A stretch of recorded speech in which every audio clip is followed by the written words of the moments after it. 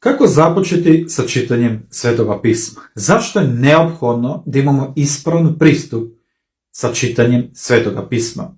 Moramo razumjeti da ovo nije obična knjiga. Sa jedne strane to je istinska Božja reč, knjiga koju je sam Bog nadahnuo Svetim Duhom, kao što čitamo u samom Svetom pismu. Ali sa druge strane, Sveto pismo je poput biblioteke koje sadrži 66 različite knjige.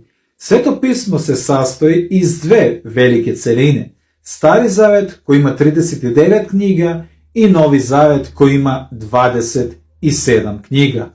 Ako prvi put čitaš Svetoga pisma, dobro je da počneš od Novoga zaveta.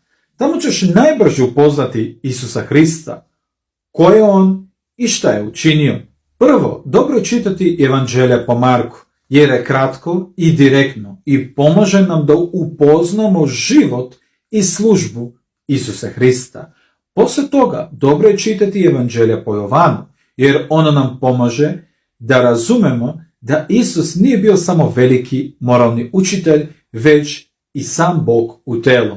Zatim, možemo čitati Evanđelje po Luki, koji detaljno i tematski opisuje mnoge događaje iz Hristovog života i učenja. Poslije toga slijedi dela apostolska, gdje vidimo kako se evanđelje širilo i kako je nastala prva crkva.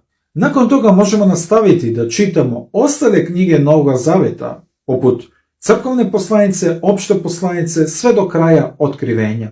Kada dobro razumemo poruku evanđelja, onda je lakše čitati i Stari zavet, jer vidimo kako on priprema dolazak samog Hrista. Na kraju možemo čitati i Evanđelje po Mateju, koje pokazuje kako se mnogo starozavetna proročanstva ispunjavaju u Hristu. Ukoliko nemate svoj primjerak Svetoga pisma, napišite to u komentarima i šaljem vam potpuno besplatno. Bog vas blagoslovio.